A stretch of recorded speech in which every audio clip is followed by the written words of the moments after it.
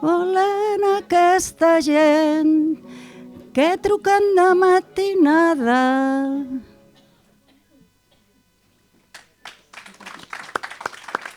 Buenas tardes. Muchas gracias por venir. Hoy tenemos un aforo ampliado a lo que solemos tener, de lo cual nos alegramos muchísimo.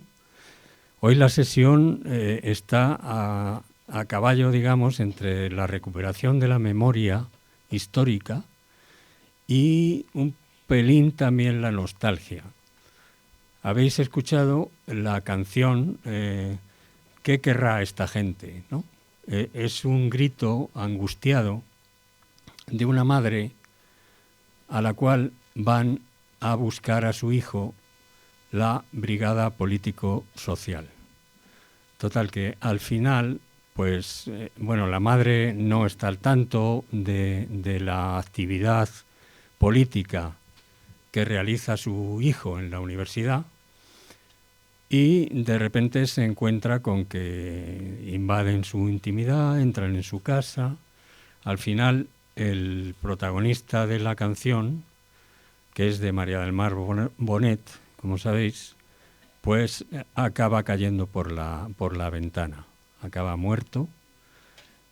Seguramente a todos esta historia os recordará lo que ocurrió en Madrid en un tiempo no tan lejano, en el año 1969, cuando mataron de esta forma a Enrique Ruano, estudiante de la Universidad de Madrid.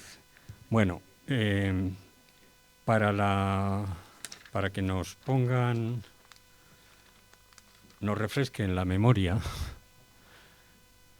pues hoy contamos con Isabel Alonso Dávila, que es historiadora, docente, divulgadora y escritora. Es licenciada en Historia por la Universidad de Granada, participó activamente en el movimiento estudiantil de esa universidad desde su militancia en el PC. Ha ejercido la docencia en educación secundaria y ha participado de forma activa en movimientos de renovación pedagógica desde la perspectiva del feminismo, del papel de la mujer en la historia. Ha obtenido premios como el Emilia Pardo Bazán y el premio 8 de marzo de la ciudad de Barcelona, por no citar sino dos de los que ha obtenido. También contamos con Fernando Hernández, que es doctor en Historia Contemporánea por la Universidad Complutense de Madrid, autor de unos cuantos libros, de los cuales puedo citar El pensamiento militarista, Morir en Madrid del 39 al 44, Mujeres encarceladas, y como coautor, yo creo que es el último que has publicado, que es Un lugar inacabado. Bien, y luego contamos también con José María Alfaya, que es viejo conocido de todos nosotros y, huelga a hacer una semblanza porque ya todos lo conocemos y lo admiramos. Bueno, entonces, sin más, le damos la palabra a Isabel Alonso para que empiece a contarnos. Hola, ¿ahora me oís? Perfecto, es que no estaba hablando con micrófono, por eso no me oíais. Y estábamos esperando a que saliera el PowerPoint y poder empezar la conversación que vamos a tener con Fernando y también José María. Fernando nos va a hacer una serie de preguntas, pero empiezo yo un poco hablando de este libro que podéis, si queréis, adquirir después. Este libro lo ha editado la Universidad de Granada y eso tiene su importancia porque quiere decir que es una universidad que ha decidido hacer memoria. La verdad es que estaba obligada porque en el año 36, en agosto, igual que a García Lorca, también mataron al rector de la Universidad de Granada, a una serie de catedráticos. Es decir, ya sabéis que donde triunfó el golpe de Estado, la represión fue brutal y no podían echar la culpa a ninguna guerra. Era simplemente un golpe de Estado y masacrar. Entonces la Universidad de Granada empezó haciendo memoria de estos crímenes del franquismo del año 36 y posteriores, cómo habían afectado a la Universidad de Granada. Y ahí un grupo de estudiantes represaliados, entre los que se encontraba José María, yo, y que empezó un poco a través de mi novela, y Carmen Morente, una serie de cosas, pues dijimos a la universidad que también tenía que recordar a los estudiantes represaliados, porque tuvimos la desgracia de que la dictadura franquista fue muy larga. Entonces, pues resulta que todavía quedamos testimonios, como hoy se puede ver y en el libro, de gente que fuimos detenida, represaliada, etcétera. Entonces, bueno, tiene su importancia que este libro lo haya publicado la Universidad de Granada. Yo no sé, Fernando, si quieres tú ya empezar y nos vas haciendo preguntas y luego ya saldrán más temas a lo mejor que se hayan quedado en el tintero. También tendremos unas lecturas que agradecemos mucho, que ya os iremos diciendo cuándo se harán, de algún fragmento del libro. ¿Se oye bien por este micrófono? Sí. Uy, se ha caído algo. Bueno, muchísimas gracias por la invitación. Para mí es todo un placer, porque conocí recientemente a Isabel en unas jornadas que montamos sobre las cárceles franquistas de Barcelona. Y me captó directamente, nos sentamos el uno al lado de la otra y empezamos a hablar, y ahí se fue generando ahí una amistad y una complicidad, y bueno, aquí estoy. Bueno, me regaló, por supuesto, la novela, que no he tenido tiempo de leer, pero sí este magnífico libro, que es el que estamos presentando aquí. Y sí que os quería un poco contar, empezar antes de hacer este turno de, digamos, en plan de, bueno, preguntaros algunas cosas, etcétera. Sí que me gustaría comentar alguna cosa. Como historiador, yo no viví el franquismo, tenía 10 años cuando murió Franco, pero como historiador en estas lides, me parece un documento excepcional, absolutamente excepcional. ¿Por qué? Porque conjuga memoria e historia, porque son estudiantes de historia o estudiantes de letras, antiguos estudiantes de historia, antiguos estudiantes de letras, que se han dedicado precisamente a documentar todo lo que les pasó, ¿no? Entonces ahí hay una mezcla muy interesante, es una compilación, digamos, de testimonios distintos, ordenados cronológicamente, y hay una mezcla muy interesante en este sentido de testimonios y de reflexión sobre esos testimonios, ¿no? Hay un aporte, por ejemplo, que a mí personalmente me interesa muchísimo, que es de documentos, un aporte documental. Entonces, por ejemplo, el acta de registro de tu piso, por ejemplo, Isabel, está incorporada una parte. Hay una reflexión sobre esos documentos que al mismo tiempo se aportan. Otro documento que a mí me parece interesantísimo es esa minuta de la multa la multa gubernativa, ¿no?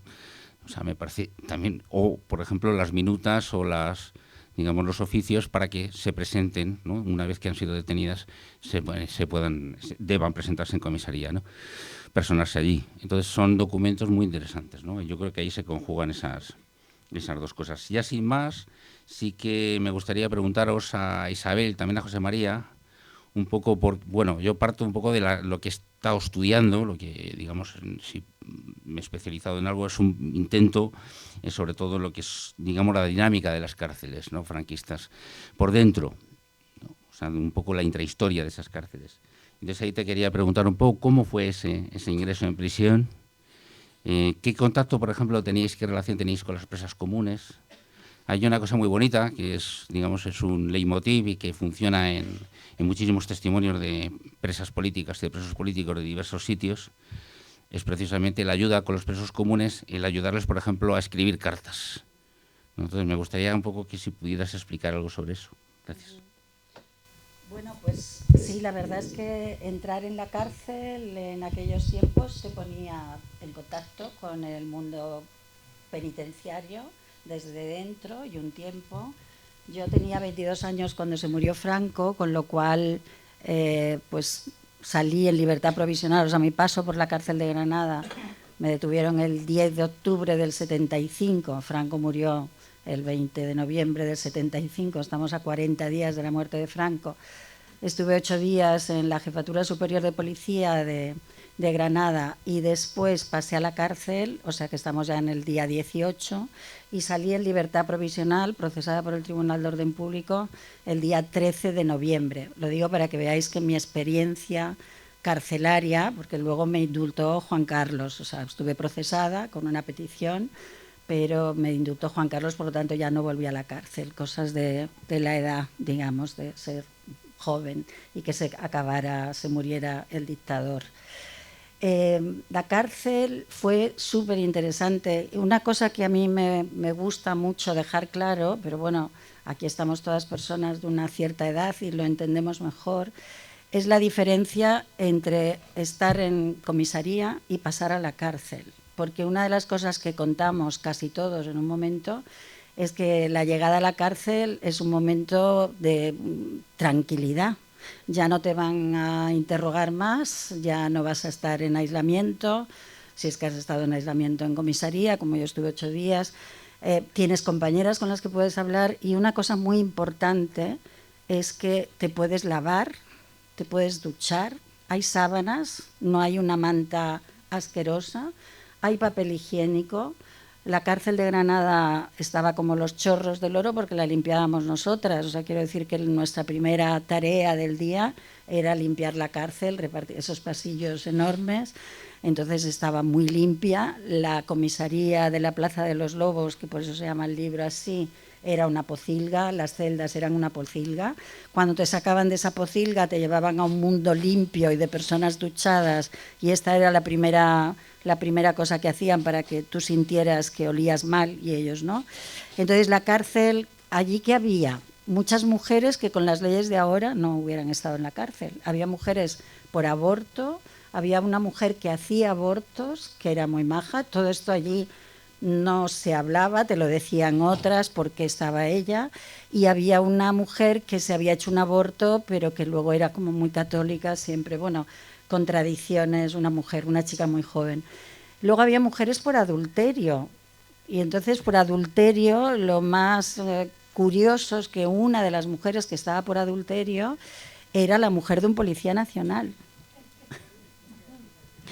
Y entonces esta, que por cierto, humor así andaluz, no sé si granadino, que dicen mala follá, pero era graciosísima aquella mujer, nos animaba la vida a todas, y esta solo entraba en una crisis terrible cuando había partido de fútbol, porque el campo de fútbol estaba al lado de la prisión de Granada, y ella sabía que su marido normalmente le mandaban los días que había partido, entonces se ponía como loca a insultarle, que seguramente no le llegarían los gritos, evidentemente, pero decir, hijo de puta, tú has estado con muchas mujeres, me has puesto los cuernos miles de veces y yo estoy aquí y tú estás ahí fuera.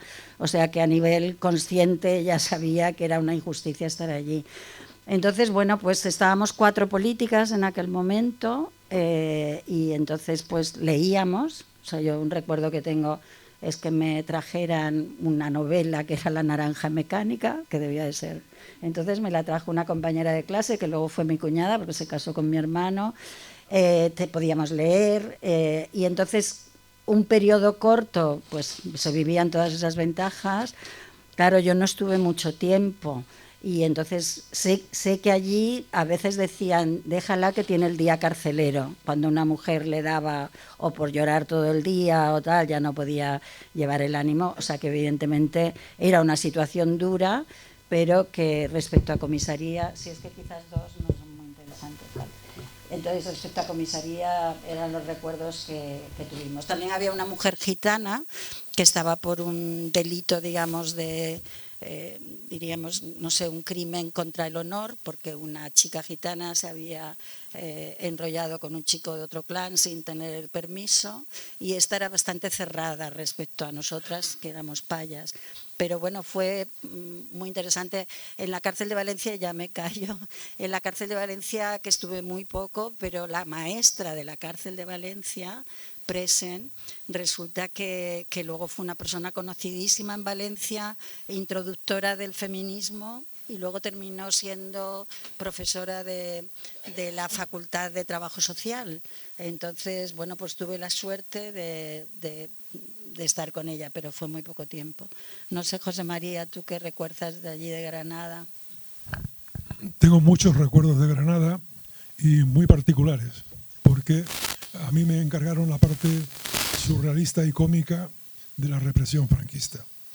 Quiero decir que no solamente me detenían como cualquier otro, sino que además las detenciones se producían en un ambiente absolutamente surrealista. Lo digo y lo repito porque aquello no tenía ni pies ni cabeza. Por ejemplo, la propia designación de un ser humano como desafecto al régimen ya implica una definición que te inquieta, porque no sabes muy bien en qué se basa ese desafecto para la policía.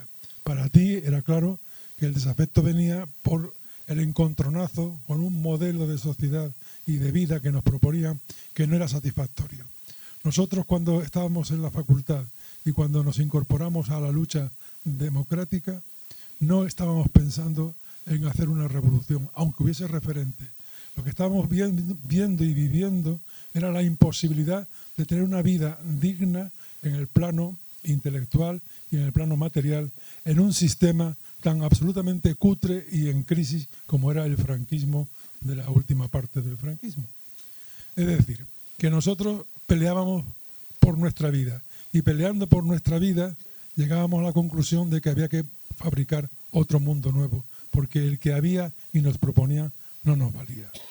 Ese fue el comienzo de todo. ¿Cómo reaccionó la policía? Pues evidentemente intentando reprimir esas manifestaciones.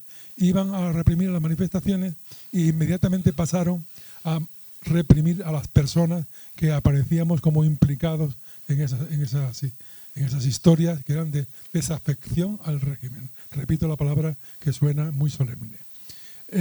Lo que ocurre es que para un policía del nivel formativo que tenían en aquella época, pues elaborar argumentos que parecieran serios resultaba bastante difícil. Yo tuve 2 o 3 encuentros con la policía en circunstancias aparentemente normales que realmente hoy mueven a risa, y lo que es peor para la policía, en aquel momento me movió a risa. Debo ser uno de los pocos detenidos que se ha reído estando en el calabozo. Pongo un ejemplo triple. En el año 69 hubo un estado de excepción, en enero.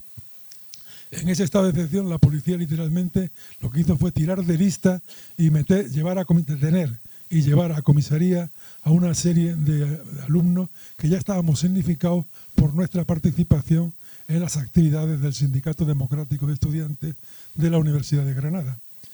Yo estaba significado porque era organizador de un cineclub, era el delegado de cultura del Sindicato Democrático de Estudiantes de Granada ante el rectorado, y nos llevábamos muy bien con el rectorado porque negociábamos qué actividades culturales, socioculturales se iban a hacer en el trimestre siguiente. El rector, para que se hagan una idea de lo surrealista del asunto, el rector de la época, rector magnífico de la Universidad de Granada, era Federico Mayor Zaragoza. Vean ustedes, bueno, pues Federico Mayor Zaragoza había hecho una especie de pacto tácito con el gobernador civil de Granada, de tal manera que las actividades que hicieran los alumnos universitarios en la universidad no eran objeto de represión. Pero si poníamos un pie en la calle y decíamos lo mismo que habíamos dicho dentro, entonces la policía nos podía perseguir. Por lo tanto, no éramos tontos, aunque no todos éramos, los de la primera jornada éramos muy de letras, no había muchos técnicos y científicos, éramos todo emoción, pero a pesar de eso, éramos lo suficientemente listos como para saber dónde estaba la puerta de la calle y dónde estaba la salvaguarda de la universidad. De modo que hacíamos los actos. Por ejemplo, un concierto con Pau Ribalta, ¿quién era Xavier otro? Ribalta. Javier Ribalta. Y Paco Ibáñez. Efectivamente. Bueno, un concierto que se hacía, o que se hizo, en el aula magna de la Facultad de Medicina, a rebosar. ¿Por qué? A rebosar, porque la gente entendía la canción de aquella época como una propuesta de cambio en la estética y también en la ética, en lo que nos estaban proponiendo. Pero mientras mis compañeros disfrutaban de ese concierto magnífico en el aula magna de la Facultad de Medicina, yo, que había venido a Madrid a recoger los carnets de los compañeros que se habían apuntado al Cineclub Universitario, fui identificado por la policía como un peligroso contacto que tenía Daniel Cohn-Bendit en España. Yo, aquí de Granada con toda la mala follá, el contacto, nada menos que el contacto con Daniel Cohn-Bendit. Y me detuvieron, claro, me detuvieron una noche, que dormí estupendamente en la manta apestosa de la Dirección General de Seguridad, donde ahora está doña Isabel. Bueno, pues ahí en el bajo dormí yo. Y camino del bajo, porque me detuvieron, me metieron en un coche, no me daban explicaciones, me llevaron al edificio y yo veía que iba pasando de piso en piso, pero hacia abajo. No hacia la puerta de salida, sino hacia abajo. Y hasta que iba cambiando de mano. Primero era un inspector, después un subinspector, y llegó un momento que era un policía de gris. Y ya no me pude contener y le pregunté, oiga, pero es que estoy detenido.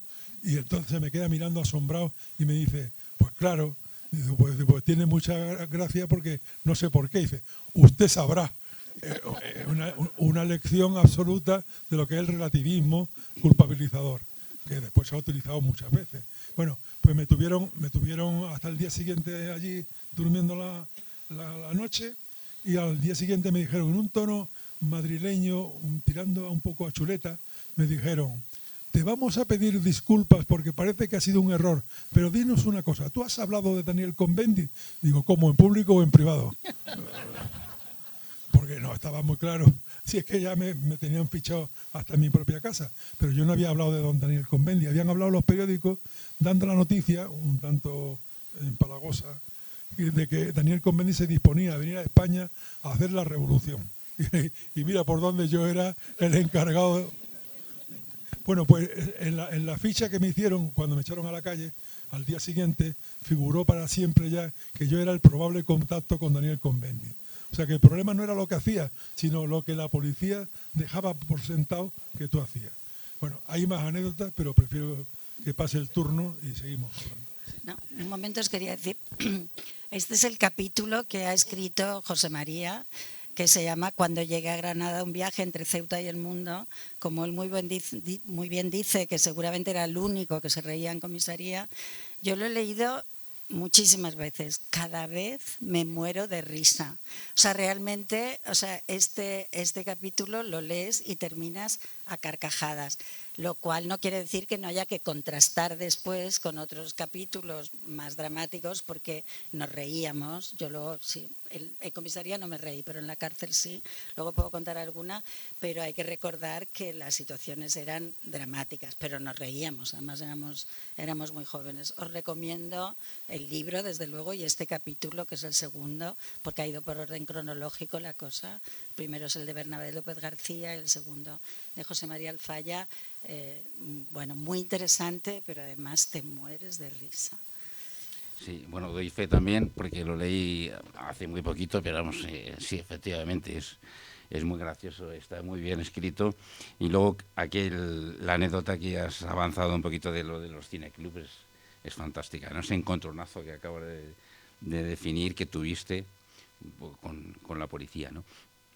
Siguiendo un poquito con el libro, también os puedo contar que hay una colaboración de Arturo González Arcas, me parece que se llama, que me parece también muy interesante porque es un esfuerzo por documentar el lugar, concretamente. Entonces es muy curioso que la comisaría no estaba, por lo visto, exactamente en la Plaza de los Lobos, estaba en otro lugar, era la Jefatura Superior de Policía, que estaba muy cerquita, pero hay alguna especie de contigüidad de los nombres. Entonces, de alguna manera, Plaza de los Lobos era el mejor, digamos, nombre que podía corresponder a un sitio tan nefasto como aquella Jefatura Superior de Policía.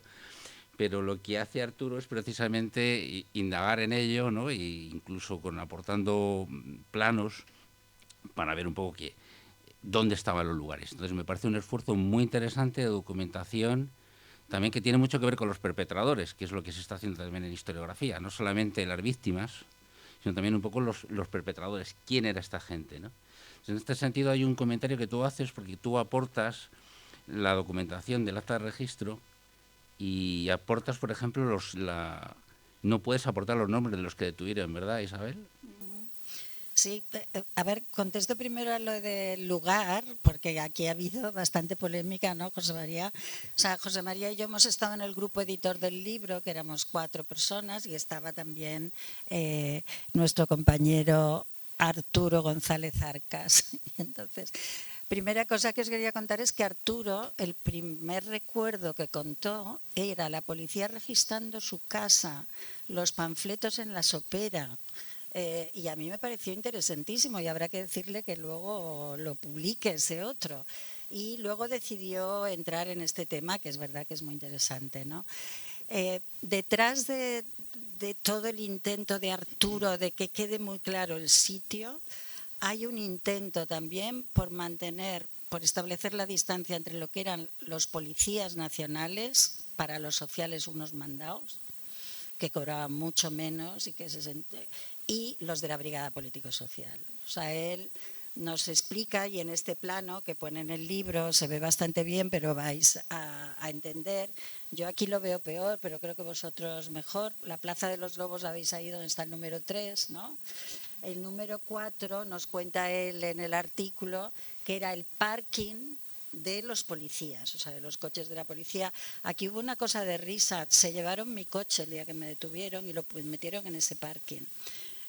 Mi marido salió a los 5 días y yo salí a los 8 y por lo tanto mi marido quiso llevarse el coche de allí y se lo dieron, pero se había descargado la batería. O sea, cuando ya decía, me voy de aquí, cojo el coche y salgo, le devolvieron las llaves, pues no arrancaba. Y tuvo que venir un gris con unas pinzas a poner en marcha el coche, o sea que estas cosas pasaban y los grises, es verdad. Entonces Arturo, bueno, veis ahí que estaba el parking, entonces aquí donde pone la letra D es la calle Jardín Botánico y donde pone la letra A es la calle Duquesa. Entonces, Duquesa es donde estaba la puerta de la Jefatura Superior de Policía, ¿vale? Por lo tanto, Arturo dice es que nos tenían ahí los sociales, ¿vale? No los grises. Todos, el recuerdo que tenemos, yo por lo menos, es llegar en un coche Z por la Plaza de los Lobos, giraban a esa callejuela de Jardín Botánico. Por cierto, la universidad ha puesto una placa cuando vayáis a Granada, aparte de que la Plaza de los Lobos es muy bonita y el Jardín Botánico está ahí al lado y la Facultad de Derecho, pasad a ver la placa porque también se ha conseguido que pusieran una placa. Y entonces todos tenemos este recuerdo, pero Arturo nos dice que en realidad las celdas, o sea, todos estos edificios estaban aquí comunicados por dentro, eran una manzana, que en realidad las celdas llevaban a la Jefatura Superior de Policía. O sea, que ha hecho un análisis muy cuidadoso que le lleva a él, y también me parece muy justificado, a que establezcamos que la Brigada Político-Social era lo peor de lo peor de lo peor y que a mí, yo en concreto, el policía, el gris, que estaba abajo en las celdas cuando yo estuve, el día que me vio llegar, cuando ya se habían ido los de la social, me dijo, yo a ti te conozco. Dice, sí. Tú te examinaste del carnet de conducir el mismo día que yo y a ti te aprobaron y a mí me suspendieron. La relación empezó así un poco y entonces este señor era amabilísimo. Cuando no le veía me pasaba el periódico y entonces, bueno, tan amable fue, no sé si sabéis que cuando salíamos de comisaría teníamos que contarle al partido, al PC en mi caso, qué había pasado allí y yo les conté de este policía tan amable. Y entonces me dijeron, pues tenemos policías en el partido y hace falta, entonces mira a ver si le localizas y le captas. Y no, realmente llegué a tomar un café con él, no sé. Y entonces lo que pasa es que aquella conversación, que es lo que pasaba en dictadura, a veces las conversaciones se veían a dónde iban. Y ibas diciendo, puedo, ¿no?, seguir. Y aquella vez yo vi que no podía seguir, o sea que fue un fracaso y no lo capté. Pero desde cuando teníamos un pasaporte clandestino, uy, qué miedo, no te preocupes que se ha hecho en una comisaría. Sería verdad o no, pero a mí me dijeron, no te preocupes que este pasaporte está hecho en una comisaría. Vale, pues no, pero quiero decir que está bien el artículo de Arturo y está bien que se haya fijado en eso y que nos haga reflexionar sobre eso. Ha sido un poco su obsesión y tal. Entonces, lo que me decías del otro, y voy muy breve porque busco, aquí está. Los documentos que hablan de nosotros, algunos se encuentran en los archivos fáciles. Y yo, como he sido profesora de historia los últimos años, por aquí está César Quelle, mi compañero en París, cuando estábamos en el Liceo Luis Buñuel, que ahora da clases aquí, en Tres Cantos, qué casualidad. Pues yo empecé a recuperar los documentos. Entonces tengo el dossier penitenciario, que esto... Resulta que el Ministerio de Educación, en la calle de Alcalá, pues allí hay una oficina pequeñita que pone instituciones penitenciarias. Y entró mi hermano un día a pedir, el hermano de un amigo que habían fusilado y no sabían en qué cárcel estaba, y le dijeron, haga usted una instancia, su amigo, y dije, y la siguiente vez dije, pues yo voy a hacer una instancia. Bueno, tengo eso. Luego, en el Archivo Histórico Nacional, en la calle Serrano, están los informes de la Brigada Político-Social. Y entonces tú das tu nombre y te dan todos los documentos en los que apareces referenciada. Es decir, que yo sé lo que la Brigada Político-Social decía de mí, digamos. Y en Salamanca está el archivo, el Centro de Documentación de la Memoria Histórica, está todo lo del Tribunal de Orden Público. Primero me dieron unas fotocopias carrañosas con todos los nombres borrados, y ahora, a partir de la Ley de Memoria Democrática, me lo han mandado digitalmente sin ningún nombre borrado, pero no están los de la policía. ¿Vale? Entonces es curioso qué pasa en el final del franquismo. Mi primera detención fue en el 72 y ahí pone el fulanito de la Brigada Político-Social, nombre y apellidos y tal, o sea, ponen los nombres y apellidos de las policías, toman declaración. Pues en Granada, el 10 de octubre de 1975, desaparecen los nombres y solo pone el número, el agente número tal. Eso se puede investigar porque te vas al archivo de Alcalá de Henares, pero todavía no lo he hecho, y miras a ver, me imagino que con ese número te darán.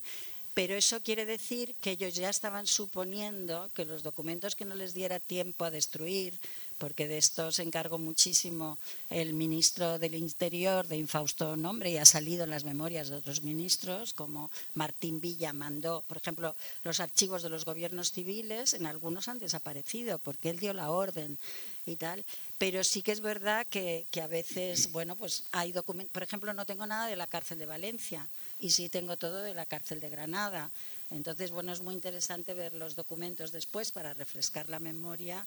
Y bueno, yo en clase, al final de curso, a los de segundo de bachillerato, hoy vamos a comentar este texto, acta de declaración de Isabel Alonso Dávila y todos, pero eres tú. Se quedaban, o sea, que sirvió también para las clases. Sí, te lo preguntaba también porque, vamos, en mi experiencia está ocurriendo una cosa terrible, y es que uno imagina que conforme va pasando el tiempo y nos vamos alejando de aquellos hechos, es más fácil consultar los documentos, ¿no?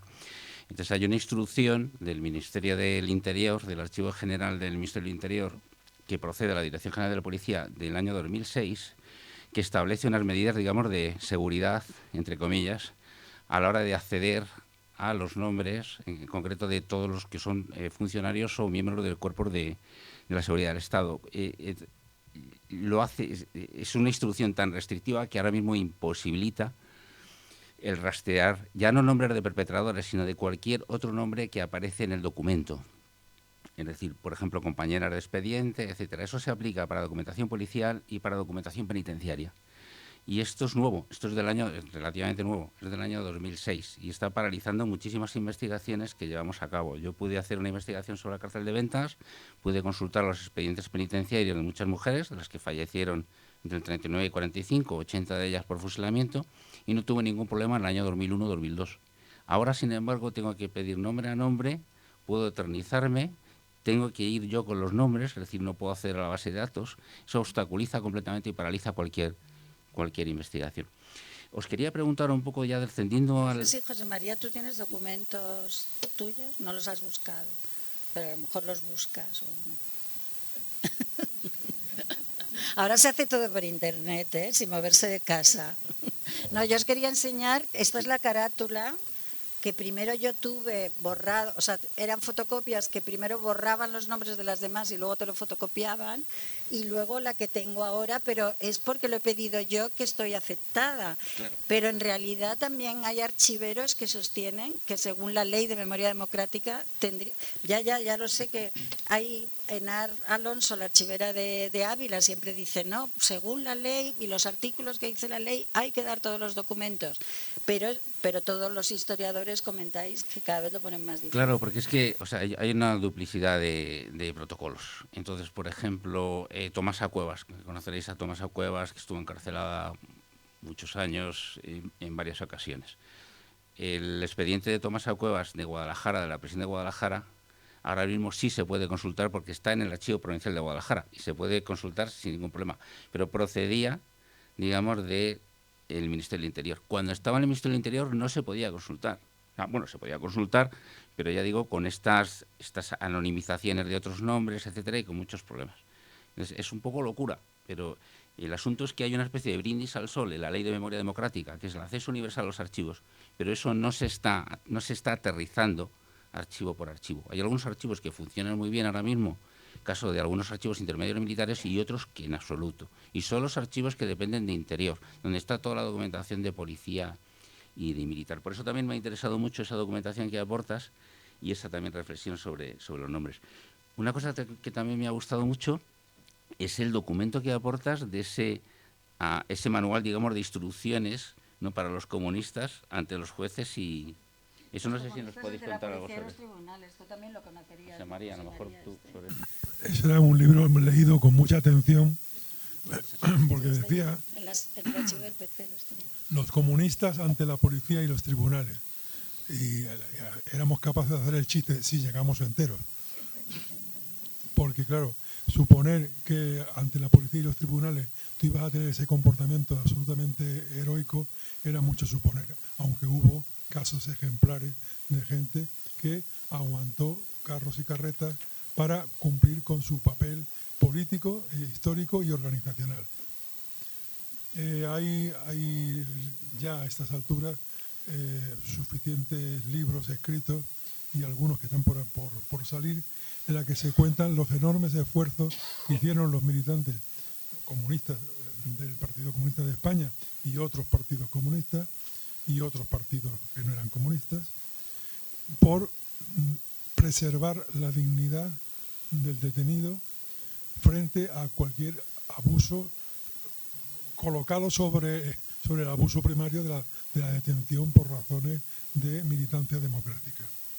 Es decir, a los militantes en este caso se les planteaba un problema que era cómo sobrevivir personalmente dentro de un sistema que despreciaba a la persona y al mismo tiempo tenía como técnica el machaque del detenido para que no tuviera capacidad de reacción.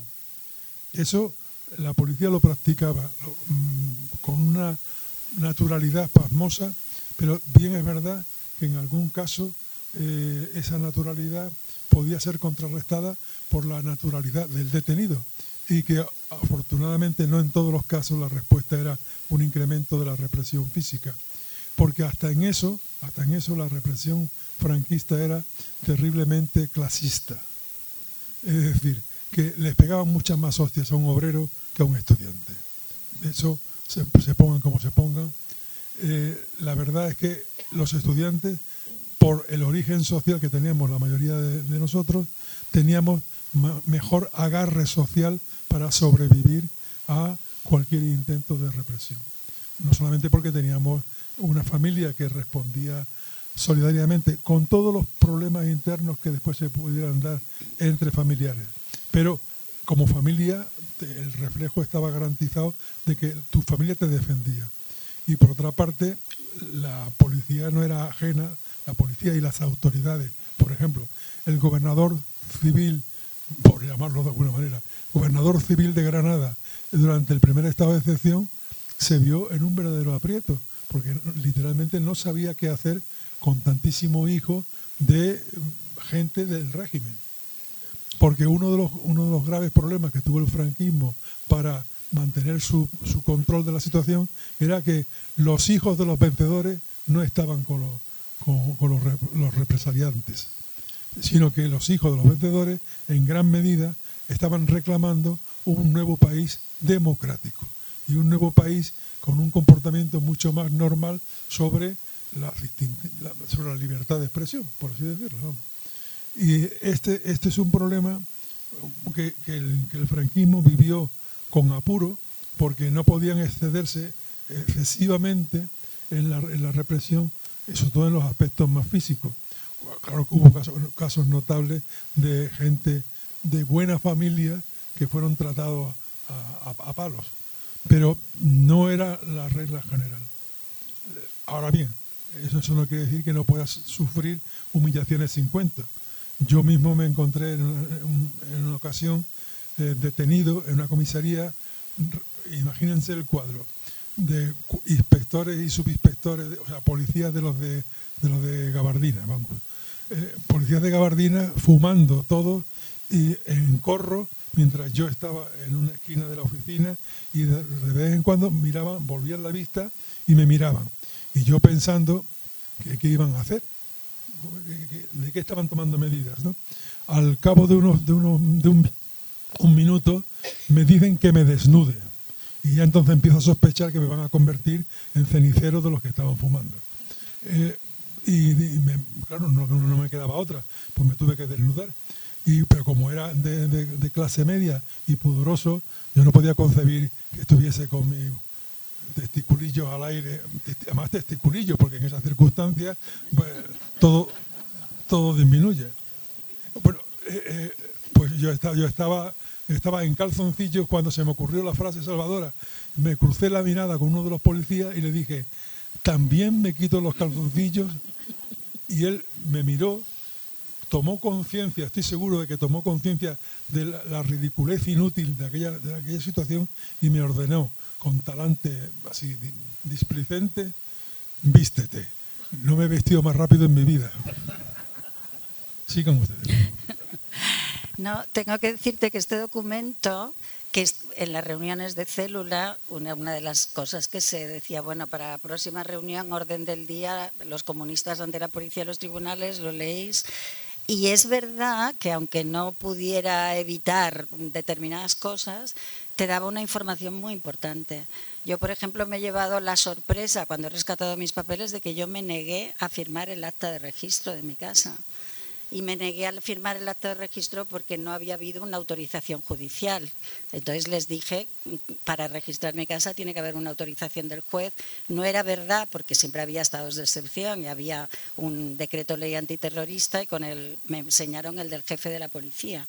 Pero yo luego me negué diciendo que ellos habían tenido las llaves de mi casa y que yo no había visto si ellos podían haber puesto algo. Entonces me atreví ahí. Era chica, estaba embarazada, mi familia era muy franquista, tenía un tío magistrado del Tribunal Supremo, menudos disgustos di en casa y seguro que eso también influyó, sobre todo el embarazo, porque me libré de las torturas y en aquel momento, o sea, septiembre, octubre del 75, todos los compañeros que pasaron por allí, fue horroroso. Pero quiero decir, yo me negué a firmar porque había leído eso de las comunistas ante la policía y los tribunales. Y luego tengo mi declaración ante la policía, repito, no me estoy poniendo de muy valiente porque no me tocaron, aunque me tuvieron 8 días, y bueno, pero también mi declaración yo lo negué todo, que era lo que ponía en los papeles que debíamos hacer. Entonces, cuando acabo de firmar mi declaración, me leen todo lo que habían dicho los que no habían podido aguantar los golpes sobre mí y yo voy diciendo que no es verdad, que no es verdad, que no es verdad y al final me dicen entonces es que te odian porque ha dicho toda esta gente esto de ti si no es verdad y está en mi papel que yo digo pues a lo mejor lo han dicho para que les dejaran irse de aquí. Entonces el papel servía y ayer presentamos en Barcelona un libro que se llama Una historia de la policía española, que recomiendo, 600 páginas, muy bueno. Y allí he visto, él cita también que Comisiones Obreras tenía un documento parecido. Los sindicalistas de Comisiones Obreras ante la policía y los tribunales y gente de la Liga me ha contado que también tenían uno y es curioso porque en este no estaba, una de las torturas era hacer el pato. Pues parece ser que en ese documento de la Liga les decía que si les decían de hacer el pato y que se agacharan para poner las manos, que dijeran que ellos no se iban a torturar a ellos mismos, que ya se negaran. Y una mujer de la Liga que estuvo en ventas y ella cuenta que en ese momento le dieron un palizón. O sea, cuando ella dijo, yo no me pongo así, si ustedes quieren tortúrenme, pero yo no me voy a torturar yo misma, pero no le hicieron el pato. Le pegaron un palizón y entonces quiero decir que sí que servían esos consejos porque de alguna manera te fortalecían. Sabías a dónde iba, qué te podía pasar y qué podías hacer. Y a lo mejor te ayudaban más a mantener el tipo, pero claro, si muy pocos con grandes torturas pudieron aguantar el tipo hasta el final. O sea, no, y en Granada hubo mucha gente que habló en ese momento porque estaban torturando brutalmente. Y yo a lo mejor también lo hubiera hecho. O sea, pero sí que servían estos papeles. Pero tú no te acordabas, por ejemplo, de cuando te negaste a lo del registro. Entonces eso me parece una reflexión muy interesante. ¿De qué manera la recuperación de un documento puede servir también para ir elaborando un relato, ¿no? Un relato no solamente desde el punto de vista de la memoria, de recuerdos que afloran de nuevo, porque muchas veces a lo mejor esos recuerdos pueden ser fabricados, o sea, no entramos ahí un poco en la pureza del recuerdo, que no existe, pero sí que puede ayudar, digamos, a elaborar un relato, digamos, histórico más completo, y por eso también la importancia de los documentos. Es decir, la importancia de seguir recordando y la importancia de los documentos. Habéis hablado antes de los disgustos en casa, ¿no? Yo creo que eso es un tema, porque según estaba leyendo este libro, pues había, por ejemplo, 2 casos, los de Juana y Soco, que eran hijas de guardias civiles, y una de ellas, no sé si era Soco, hija de un teniente de la Guardia Civil. Y cuenta un poco esas discusiones y esos problemas gravísimos que se daban en casa. Eso generaba, ¿no? Por lo menos aquí aparece plasmado un plus de sufrimiento, digamos, el sufrimiento por lo que estabais ocasionando a las familias, ¿no? No sé si podéis contar algo sobre ello. José María, quizá. Y además aquí tenemos un texto de Soco que nos van a leer, si te parece, y luego ya contamos algo, porque, bueno, además un recuerdo para Soco, esto no se está grabando, ¿no? ¿O se está grabando? Vale. Pues un recuerdo para Soco, que ahora está en una situación de salud muy complicada y... Bueno, pues efectivamente yo he cogido, pero es un párrafo muy pequeño de María Socorro Robles. El capítulo se titula Memoria, intrahistoria de la huida, el estado de excepción de 1970. Es un párrafo muy pequeño, pero a mí me parece que cuenta muchas cosas. Entonces dice así: el movimiento estudiantil de los años 70 cuestionaba el modelo sociopolítico heredado y pretendía transformar la vida pública. Las mujeres integradas en ese movimiento teníamos igual pretensión, pero queríamos que esa transformación incidiera también en la vida privada, en las relaciones sentimentales, en la autonomía personal, y no aceptábamos dejar fuera temas como la píldora, el aborto, la educación sexual, el divorcio y un largo etcétera, sin olvidarnos de que el objetivo era la revolución política y social. El movimiento estudiantil se encontró pronto con el movimiento feminista de los años 70. Este ponía de manifiesto, desde posiciones marxistas críticas, el carácter patriarcal de la cultura y de la sociedad. No quiero quitar más tiempo, pero es un libro de obligada lectura, de verdad. Es impresionante. Gracias. Gracias.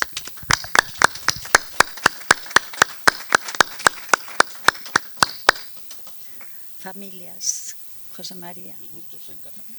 Disgustos en casa, o sea, lo que suponía que nos pasara esto para nuestras familias. Ninguno. Nada, ¿no? Mi padre era muy inteligente. Bueno, hay varias historias aquí. En mi casa fue horrible. Yo, 8 hermanos, ¿vale? Todos chicos menos yo. Yo la séptima. Mi padre y mi madre de la provincia de Ávila, mi padre notario, ambos hijos de familias de propietarios agrícolas acomodados y franquistas. Mi madre votó Fuerza Nueva. O sea, quiero decir que... Bueno, entonces, primera detención, 18 años, 1 de mayo de 1972... Paso por comisaría siguiendo las normas de seguridad, yo allí no estaba, era una manifestación de aquel asalto total, a la cárcel de Valencia con una multa gubernativa. Lo peor de esa detención para mí, desgraciadamente, fue la visita de mi padre y mi madre a la cárcel. Porque ¿en qué consistió esta visita? Locutorios de las cárceles, las mujeres de Valencia también estaban muy limpias, pero eran edificios, bueno, siniestros, bueno. El locutorio son 2 rejas separadas quizás por 2 metros, entonces vinieron a verme los días que estaba en aislamiento. Se había muerto un hermano mío en un accidente. Es que todavía me emociona esta historia, porque yo quería luchar contra el franquismo, pero no quería dar estos disgustazos, ¿no? Se había muerto un hermano mío en un accidente de coche el 10 de octubre. Estamos a 1 de mayo del año siguiente, 6 meses. Mi madre estaba de luto riguroso. Y la visita de mi padre y mi madre fue, mi padre estuvo llorando todo el tiempo, o sea, no pudo decir una palabra. Y mi madre estuvo culpabilizándome todo el tiempo. O sea, mi madre estuvo diciendo, ¿cómo nos puedes hacer esto? Estamos destrozados, se ha muerto tu hermano y tú ahora nos haces esto, no tienes corazón, mala hija. Eso que supuso, ¿cómo volví yo a la celda? Muchísimo peor que había ido a la visita. ¿Cuál era la respuesta? Yo no te estoy haciendo eso, te lo está haciendo la dictadura. Luego hemos tenido mucha vida, democracia. Bueno, mi madre nos echó a todos de casa en algún momento, quiero decir, era una señora, y a mí me echó de casa por tener el amante de Lady Chatterley de Lawrence, o el libro, o tú, pues el libro y yo, y cosas de estas. O sea, era muy autoritaria, era terrible, y luego hemos estado discutiendo toda la vida, o sea, pero toda la vida. Don Joaquín Bosque, que esto tiene que ver ahora con la Dana de Valencia, era el catedrático de geografía maravilloso que teníamos en Granada. Había habido unas inundaciones en Puerto Lumbreras que se habían llevado cantidad de casas, ¿no? Entonces con mi madre en el coche, porque eso sí, era muy moderna de conducir y tal, y pasamos por Puerto Lumbreras. ¡Ay, qué pena toda esta gente que ha perdido sus casas! Y yo digo, bueno, mamá, es que parece que estaban construidas en el lecho de un río seco y entonces por eso se lleva el río. Entonces yo creo que hasta paró el coche. Ahora me vas a decir que la culpa de que llueva también la tiene Franco, ¿no? O sea, era así la cosa, ¿no? Pero en democracia hemos seguido discutiendo toda la vida. Bueno, había que escucharla y el día que te hartabas ya decías, pero no sabes que yo pienso de otra manera, déjame tranquila. Pero yo no quería, aquello fue muy duro. Y mi padre, que también era franquista, pero yo creo que al haber estudiado de Derecho también en la República, pensaba un poco más. Y claro, luego en democracia, pues... Y es verdad lo que decías, José María, es que en aquel momento yo tenía, o sea, compañeros del partido que eran hijos de generales franquistas, o sea, de policías. Bueno, no sé, el famoso cantante Joaquín Sabina, su padre era comisario de policía de Úbeda, ¿no? Entonces ahí fue un momento en que la universidad bueno, pues despertó nuestras conciencias y allí estábamos muchos hijos de bueno, sí, se fue la luz, a lo mejor. Vale, perfecto, ya ha vuelto, a ver si ahora vuelve la pantalla también y ya está. Bueno, y entonces hay historias aquí en el libro muy interesantes de ese dolor de las familias, porque, o sea, como tú has dicho, Lola Parras, hija de guardia civil en un pueblo. O sea, todo el mundo, ella vivía en la casa cuartel de la Guardia Civil, en un pueblo de Almería. La detienen en Granada. O sea, los guardias sabían que habían detenido a la hija por comunista, los del pueblo también lo sabían. Entonces, Lola está todavía con este tema. Además, es uno de los temas que más queda, porque luego el padre se hace mayor, el padre se muere y te quedas ahí. Lola está muy enganchada con este tema. O sea, que realmente, bueno, ya está, me callo, pero... en París, precisamente, coincidí con el centenario de la Primera Guerra Mundial y los archivos nacionales franceses montaron una serie de conferencias. Hubo un historiador británico que dio una conferencia sobre el dolor en la Primera Guerra Mundial y había estudiado el dolor en la Primera Guerra Mundial a partir de las cartas que escribían las familias al Ministerio del Interior para que les dejaran traerse los cuerpos de sus hijos a los cementerios de sus pueblos. Habían hecho estos grandes cementerios en las trincheras, que ahora vamos a ver, y entonces a través de esas cartas, las madres explicando, yo es que quiero a mi hijo aquí en el cementerio para poder ir al cementerio a hablar con él, a partir de los argumentos que daban esas madres, ese historiador ha conseguido historiar el dolor. Bueno, imagínate tú las cárceles de mujeres, ¿no? O sea que que tenemos que hablar del dolor que suponen determinados regímenes políticos, ¿no? Cuando estudiábamos historia, tú estudiaste árabe, o sea, semíticas, ¿no? Yo recuerdo que en historia la ilustración, hay alguna frase por ahí de un ilustrado que decía que el fin de los monarcas era la felicidad de sus súbditos.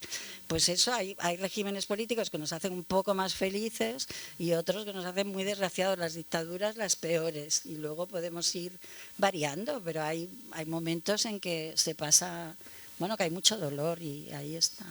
Si queréis, mientras tanto, tenemos otra lectura también que, bueno, estaría bien que viéramos la diapositiva, pero no sé, pues seguimos hablando y luego ponemos la diapositiva.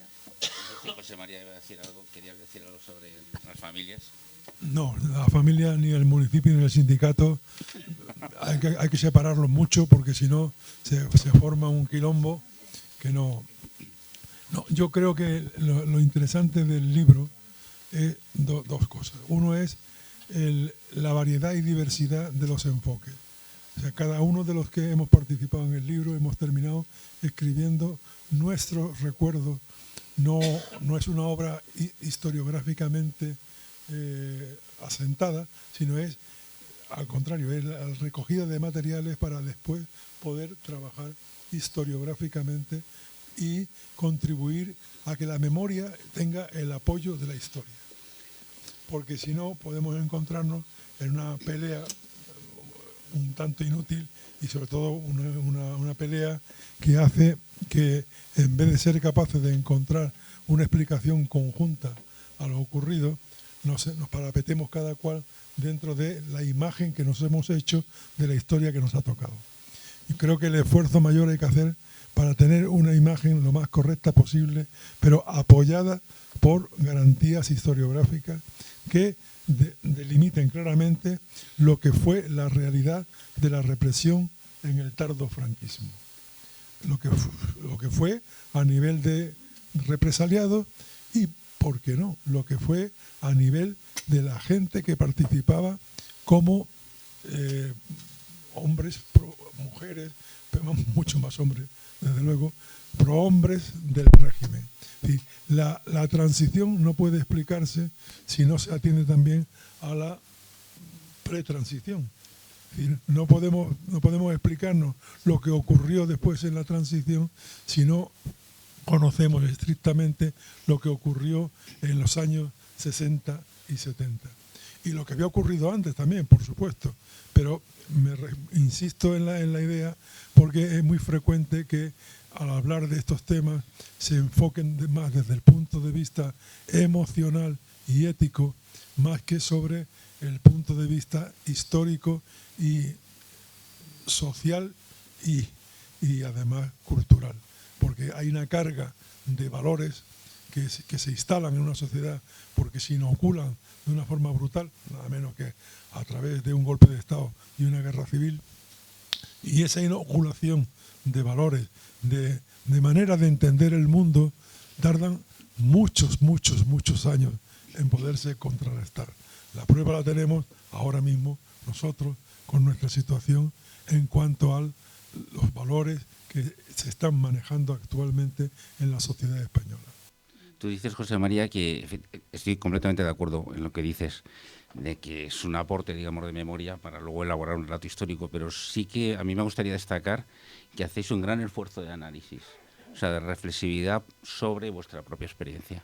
Y eso yo creo que hace que singularice de alguna manera este libro. Hay un comentario que me gustaría hacer, que es un testimonio que me ha impresionado muchísimo, que es el de Carmen Morente, cuando fue internada en el manicomio San Juan de Dios.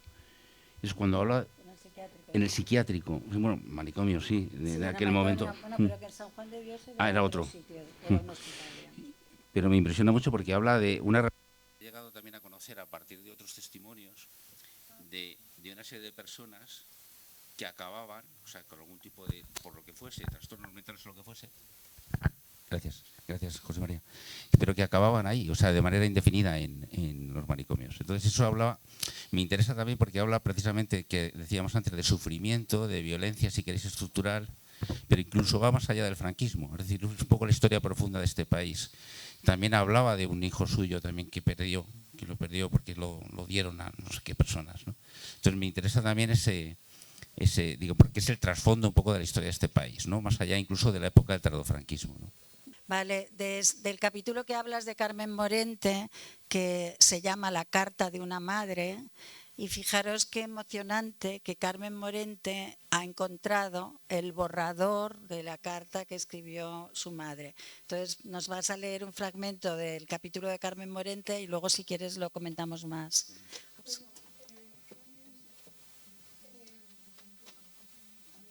El micro, José María, para ella. O que se siente aquí si quiere.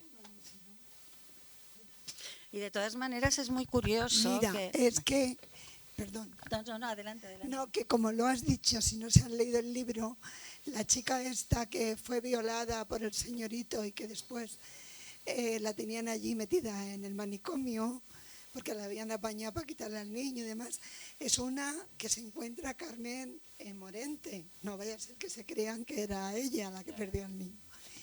Bueno, a ver, Carmen Morente, me he decidido, yo había elegido esta historia porque, primero porque la resalta ella misma al ponerle el título en su relato de La carta de una madre, pero además me ha impresionado ese valor que tienen las madres del pueblo, que no es tu caso ni el de otros que salen, pero tanto esta como hay otra que cuando va al registro, y no voy a decir qué libro era para no destripar, se mete en las bragas el libro para que a su hijo no le ocurriera nada. Bueno, perdonad.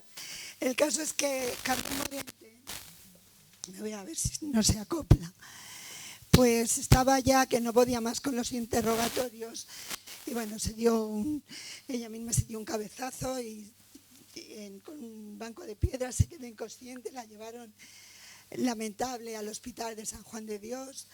Además tenía la menstruación y estaba empapada por arriba, por abajo. Bueno, se sintió realmente humillada, vejada. Y en esas condiciones, en lugar de atenderla, como vieron que hacía unos movimientos raros, dijeron, esto debe ser un ataque de epilepsia. Y encima hay un señor que, bueno, señor, por decirle algo, que empezó a insultarla, gamberra, guarra, con lo cual ella, al día siguiente, que ya por fin entró en el manicomio donde tiene todas esas vivencias, pues ahí ya estuvo tranquila, se encontró con un médico de los de verdad, que luchó para que no la ataran, que luego no sabemos si desapareció, entonces a ver si no fue también censurado. Bueno, pues ya a su madre la dejaron pasar y le contó. ¿Qué hizo la Carmela, que era su madre? No perdió un segundo. Se fue y averiguó como pudo las señas particulares del director del Hospital de San Juan de Dios para no enviarla al hospital porque no le iba a llegar. Y leo la carta que escribe. Muy señor mío, me dirijo a usted como director del Hospital San Juan de Dios, en el cual fue asistida mi hija el día 13 del mes corriente, de nombre Carmen Morente Muñoz, que se encontraba detenida en la comisaría, lo pone entre comillas, en la cual se puso indispuesta, siendo trasladada a dicho centro en el cual uno de los sanitarios que la asistieron, entre algunas palabras ofensivas que tuvo hacia ella, fue la de gamberra, y que era una lástima que sus padres estuvieran sacrificándose para darle una carrera a tal elemento, también entre comillas. Pues le pido que haga saber al facultativo que fuera. ¿Acaso se merece el nombre de facultativo? Creo que no. Pues mi padre fue practicante y solo vi en él el cariño y ayuda a todos sus pacientes. Le agradecería que después de leer estas líneas pidiera usted informes en la Facultad de Letras a su decano, a cualquier profesor, que estoy segura, le mandarán sus informes. Le pido 1000 perdones por esta carta, pero es mi deber de madre defender a su hija, ya que trabaja, estoy un poco emocionada, para costearse los estudios y siendo un modelo de hija para sus padres. Atentamente les saluda Carmen Muñoz.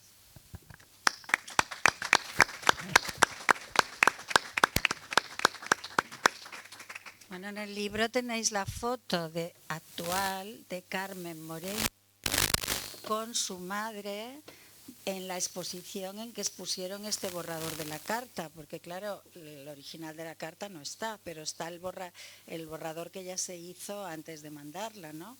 Y no fue solo esta carta, es que luego habló con el decano, estuvo moviendo cielo y tierra, ¿no?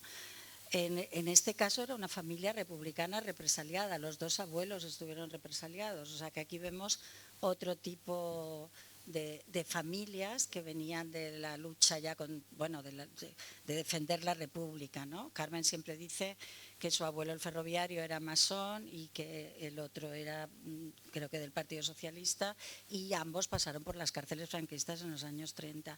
Es un capítulo, la verdad es que muy bueno. Bueno, la verdad es que todos son muy buenos, pero no sé, está muy bien explicado además toda esta historia y cómo explica lo que tú nos has contado, ¿no? A las locas allí que hay dentro de la cárcel de Granada, del manicomio de Granada, etcétera. ¿Queréis que Isabel a lo mejor que abrimos un turno de palabra? Si os parece. José María, ¿tú tenías José María, preparado algo o abrimos antes el turno? Sí. Bueno, antes me ha parecido oportuno ofrecerles la posibilidad de que después de este agotador ejercicio de memoria, que ustedes hagan una especie de relajación, no gimnástica, porque también por la edad pues no conviene forzar mucho los músculos y tendones, pero sí mental. Les voy a ofrecer un ejercicio de recuperación rápida de memoria para que sepan ustedes que aunque esta presentación del libro le haya parecido realmente poderosa y trabajosa, que se puede uno acordar del pasado con cierta facilidad si se pone un poco de empeño y no se olvida uno de lo que en algún momento vivió con mucha emoción, como han sido, por ejemplo, los aspectos socioculturales de la militancia universitaria y obrera. Y por eso les voy a leer algo que se llama centón y que no es más que una ensalada de versos y trozos de canciones que en su momento tuvieron un hondo significado para los que la cantaban o para los que corrían delante de los grises mientras cantaban. Y este poema, este centón, tiene la posibilidad de que ustedes recuerden casi con nostalgia la época en que cantábamos afinados. Y van a ver. Dedico este recitado a los poemas y canciones que sirvieron de soporte sociopolítico y cultural a nuestros afanes democráticos y antifranquistas.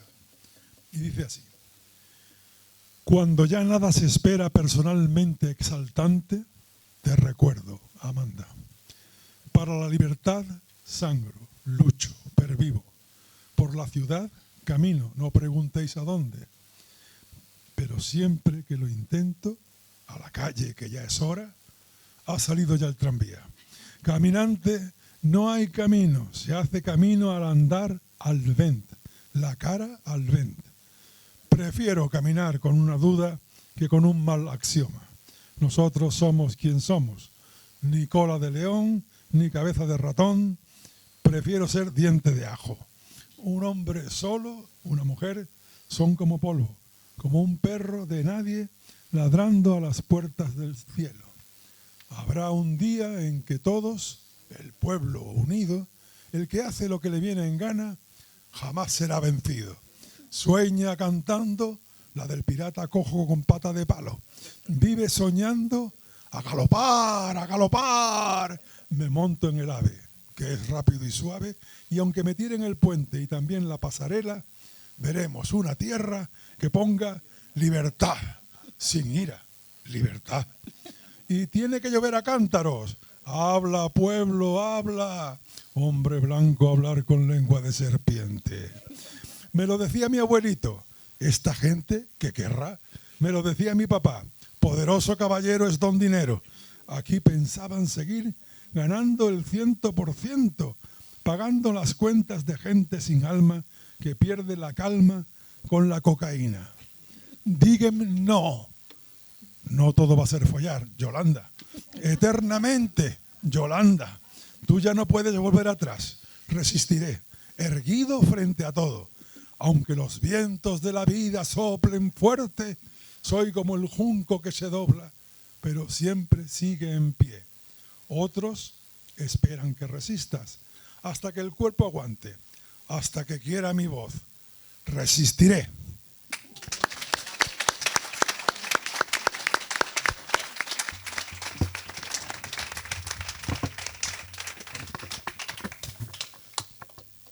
Sí, le he pedido a Isabel si me dejara hacer una pequeña aportación, porque simultáneamente a lo que nos habéis contado en la Universidad de Granada, yo estaba estudiando en la Complutense de Madrid.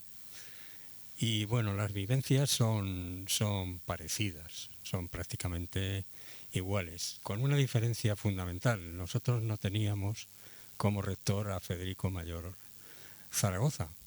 Teníamos a un tal Botella Llucià, que era un personaje que escribió, que estudiábamos en la Facultad de Medicina, estudiábamos su texto de ginecología, y aunque no estaba escrito en clave de humor como el capítulo que nos ha referido Isabel, pues da una risa tremenda leerlo, especialmente algunos de los capítulos, porque bueno, sabéis que Botella Llucià era el ginecólogo del régimen. Entonces todo lo que nos contaban o intentaban contarnos de planificación familiar, de interrupción voluntaria del embarazo o no voluntaria, bueno, está recogida en el libro con una gracia que lo lees ahora y te mueres de risa. En la Universidad de Madrid, bueno, al menos en la Facultad de Medicina, el único sitio donde los estudiantes podíamos estar seguros no era en la facultad. En la facultad estaba la policía dentro. De hecho, le cambiamos el nombre. En lugar de Universitas Complutensis, nosotros le decíamos Universitas Compolecinensis, porque había cuarteles. En medicina había un cuartel de los grises. Y el único sitio donde podíamos estar a salvo y seguros era el hospital clínico. Una vez que traspasábamos el umbral del hospital, allí no entraba la policía, aunque luego nos esperaba a la puerta, pero dentro del hospital no. Es decir, entonces ni el rector ni el decano entonces tenía que autorizar la entrada de la policía, como sí ocurría en algunas otras facultades, porque la policía estaba dentro. Es decir, no hacía ni falta. Recuerdo un día que el decano, creo que fue de la Facultad de Derecho o de Filosofía, se plantó delante de la patrulla de la policía y les dijo que allí no entraban ellos, que eso era un establecimiento docente y que no, que allí, bueno, igual que él tenía libertad de cátedra, aunque la dictadura no le gustara, pues que allí no entraban. Bueno, el chorreo que le dieron, el chorreo de agua a presión, además coloreada y tal, fue tremendo. Y al final, a pesar de que el decano no quería, naturalmente entraron. Sí. Muchas gracias, Pedro. Además, a Manuel, que además, en la Complutense, el polideportivo actual que hay precisamente muy cerca de Letras se llama Botella Llucià, que es el nombre efectivamente del tío de Ana Botella. Sí. Pues habrá que quitarlo. Claro, bueno. Para empezar, es interesante que nos documentemos sobre los nombres, ¿no? Que recordemos un poco quiénes han sido, ¿no? Descartado hasta ahora, por lo menos, no sé si eso será sostenible o no, dedicar la memoria histórica al edificio de la antigua Dirección General de Seguridad, donde tantos y tantos estudiantes pasamos por los sótanos Y bueno, nos parece increíble que la actual comunidad, vamos, el gobierno de la Comunidad de Madrid, quiera dejar fuera de la memoria democrática un edificio emblemático como era la antigua DGS, que es verdad, y estamos muy contentos por ello, que ahora pues ya no hay presos en los sótanos y es la sede de un gobierno democrático. Sí, abrimos un turno. A ver, una palabra por allí, 2, 3, 4. Vale, primero, me parece... bueno. Me vais a perdonar porque la mayoría de vosotros no conozco vuestro nombre. El micro, ya espera que lo vamos pasando el micro.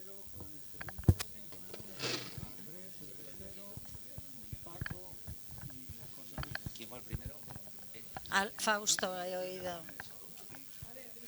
Fausto. No, Fausto, no, tú el primero no, porque ya vas a monopolizar todo el acto. Que te conozco.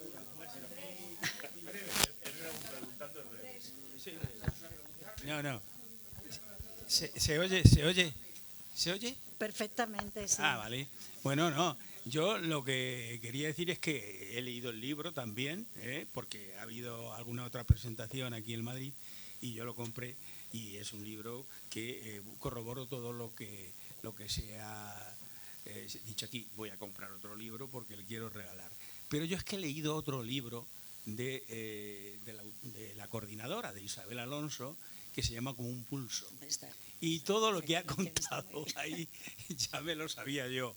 El tema familiar y tal, aunque son libros que son relatos aficionados, pero uno sabe perfectamente a lo que son reales, son vivencias reales y tal.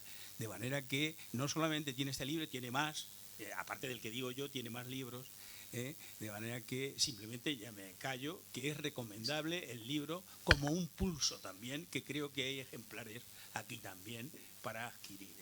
De manera que no más que un no estaba halago preparado, y una propaganda de Isabel, que es amiga. Además yo la conocí precisamente en Ávila.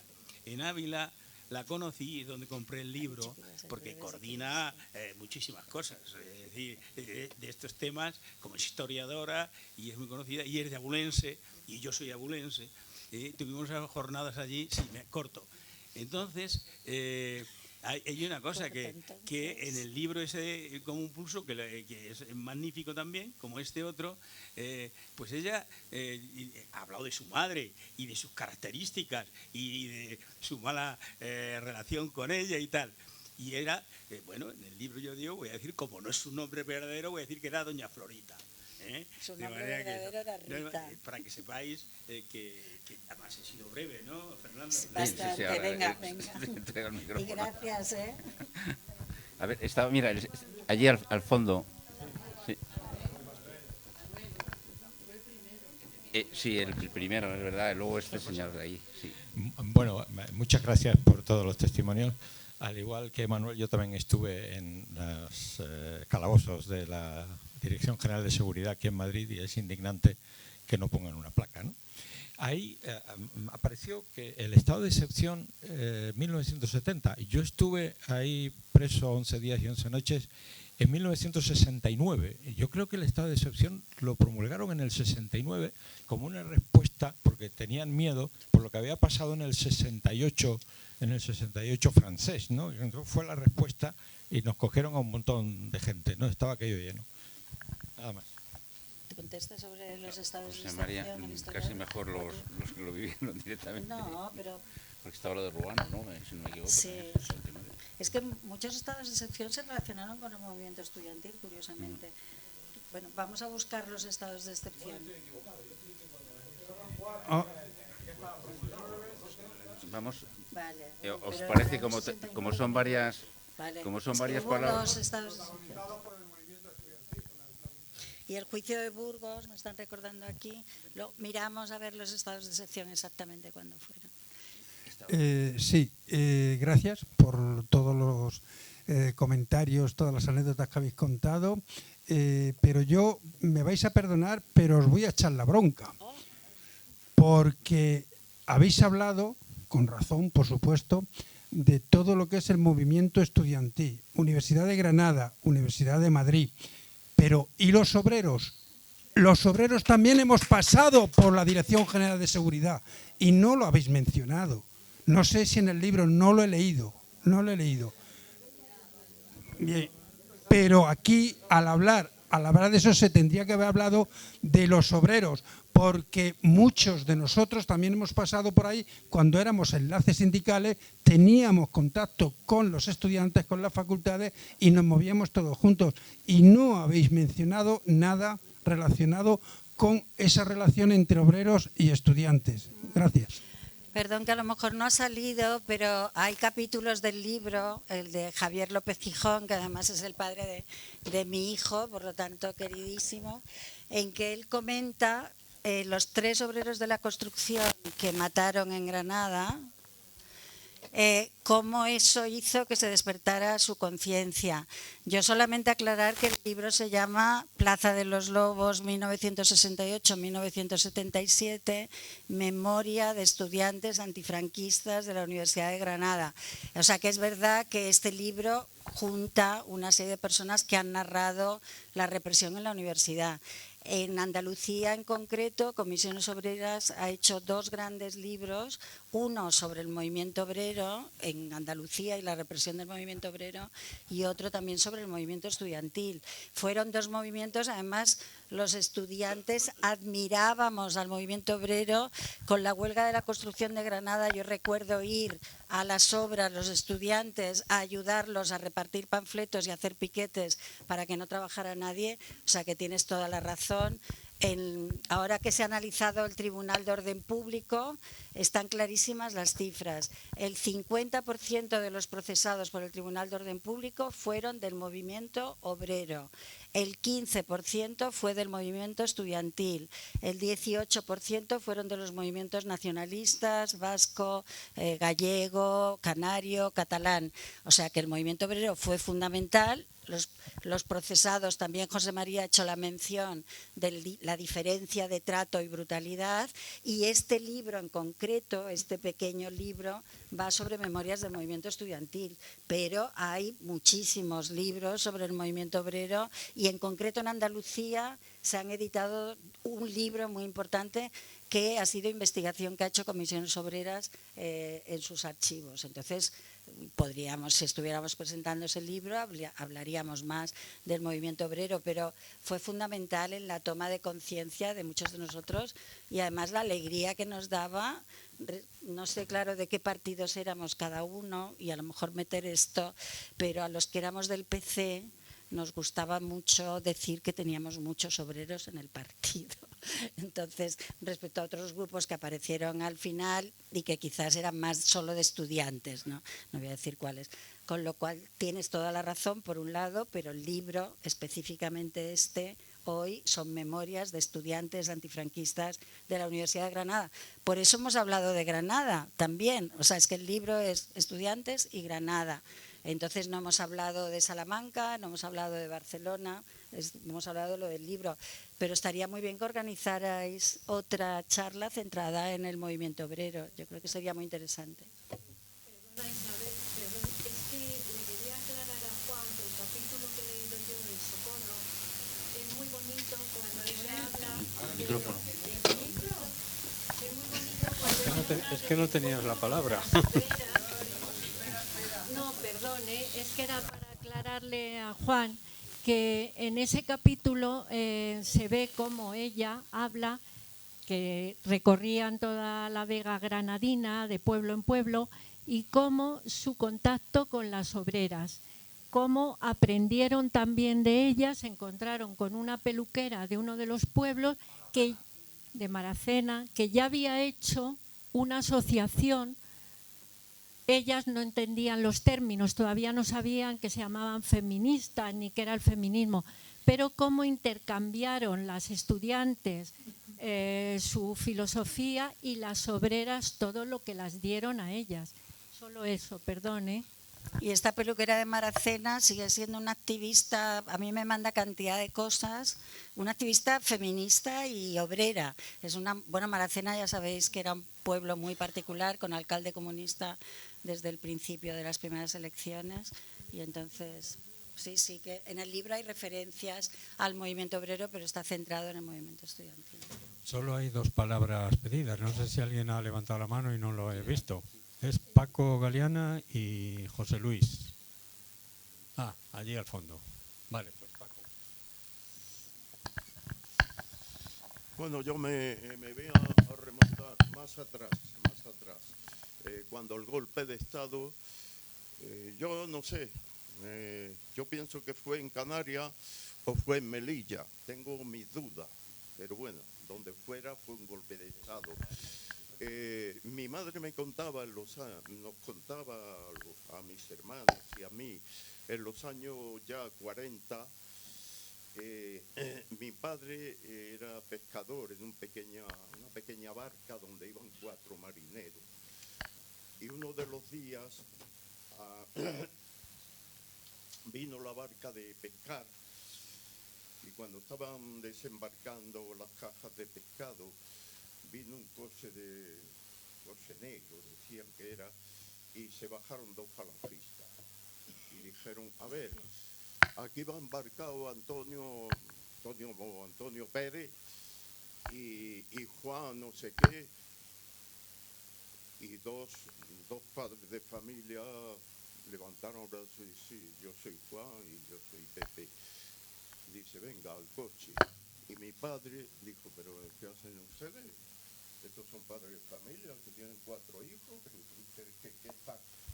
Usted por comunista también al coche.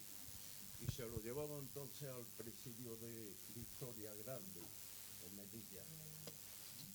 Y estuvo 2 días allí preso, mi padre, y le llamaban, según decía mi madre, en esos 2 días los guardianes de allí le llamaban el pescador de rojo.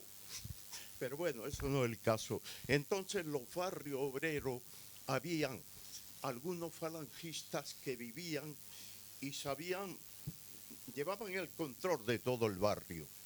Mi madre fue a hablar con un falangista de aquello, le dijo, ¿pero qué hacéis? Mi marido está allí, que tiene 5 hijos y no ha hecho nada. Pero bueno, en fin, que al final, no sé si a los 5 días, mi padre lo soltaron. A los otros 2 decían que eran comunistas, no sé qué, y lo fusilaron, sí. Pero yo ahora me vengo a referir a otra cosa. Luego falleció mi padre, ya termino, falleció mi padre y mi madre trabajaba de cocinera con un teniente coronel que tenía 4 hijos. En el presidio Victoria Grande había una persona que dice que tendría unos 40 o 45 años, era catalán y que era un profesor muy eminente y sabía 3 idiomas. ¿Qué pasaba ahí? Que los jefes del presidio dijeron, coño, este tío lo tenemos aquí y yo tengo 4 hijos, pues lo voy a llevar que le dé clase a mis hijos. Eso es verdad. Y entonces un G lo traía y le daba clase a los hijos de este teniente coronel. Era comunista, pero se aprovechaban de él. Mientras lo mataban o no lo mataban, pues un teniente coronel lo tenía en su casa. Mi madre, como era la cocinera, a veces le decía a la señora, están en clase, pero llévele usted a mis hijos un bocadillito, lo que fuera. Y mi madre cogía de allí un pedazo de queso y se lo daba a este hombre, que se lo metía en el bolsillo, y así iba.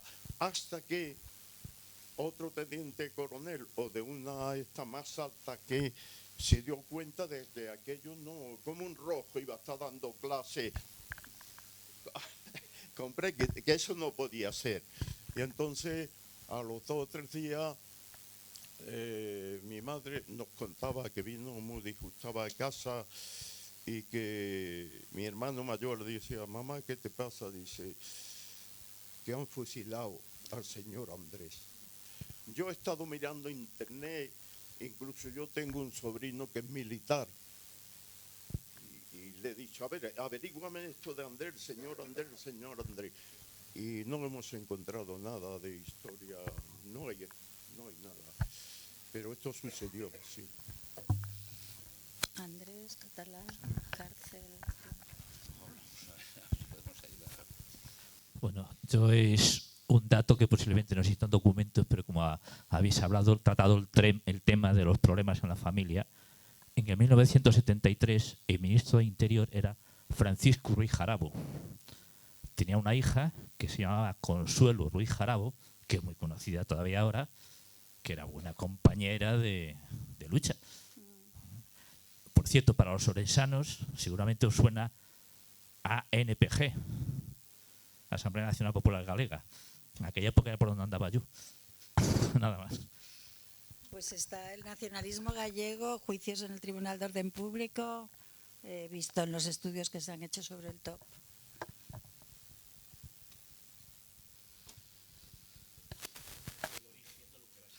De esto de la policía, quien estaba en la Complutense, parecía que había un chiste que se decía: ¿cuál es la policía más culta de Europa? La española, porque todos los días se levantan y se van a la universidad, ¿no?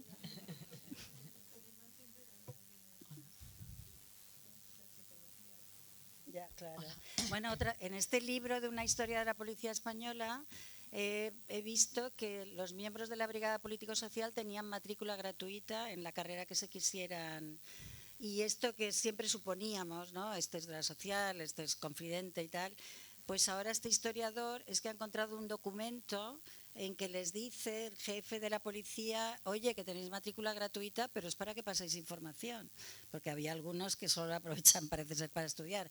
Entonces ahora confirmado por un documento que lo estaban matriculados evidentemente algunos en la facultad. Bueno, creo que se me oye, ¿no? Sí. Bueno, lo primero es muchas gracias por la charla, muchas gracias por el libro, que no he leído, pero que leeré porque me ha parecido muy interesante con lo que habéis comentado aquí. Yo quería contar solamente una pequeña anécdota y luego haceros una pregunta. La anécdota es porque ha habido un compañero que ha dicho que, si yo no lo he entendido mal o no lo he oído mal, que en la Facultad de Medicina de la Complutense tenían a la policía constantemente dentro y tal.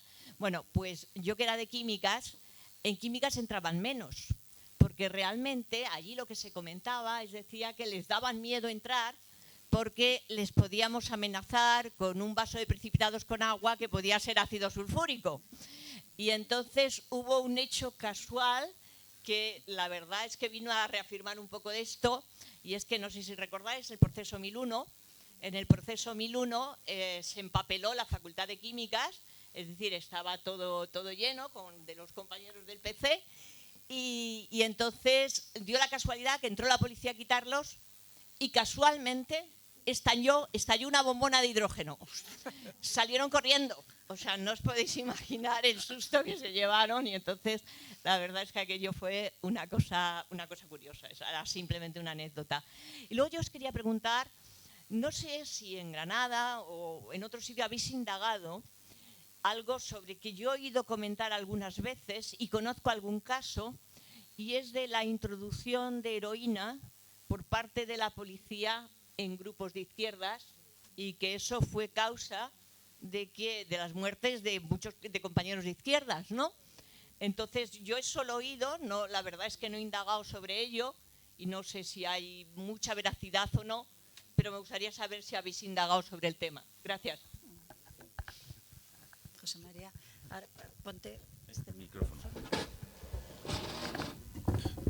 Sobre las infiltraciones de la policía en el Partido Comunista de España, hay publicaciones estupendas de Francisco Erice, que es catedrático en Oviedo, y que es digno de lectura porque incluso hace una lectura muy desapasionada, en la que no se lamenta del engaño, sino analiza cómo se producía la infiltración y qué parte se podía adjudicar a ciertas habilidades profesionales de la policía, y en otros casos eran fallos clamorosos de organización por parte del Partido Comunista de España, que no organizaba suficientemente bien su tarea. Hay un caso muy concreto que anuncio ya que se va a publicar un libro sobre el particular, que es el de José Satúe Malo, que es un militante comunista delegado de la UGT y que fue enviado al interior de España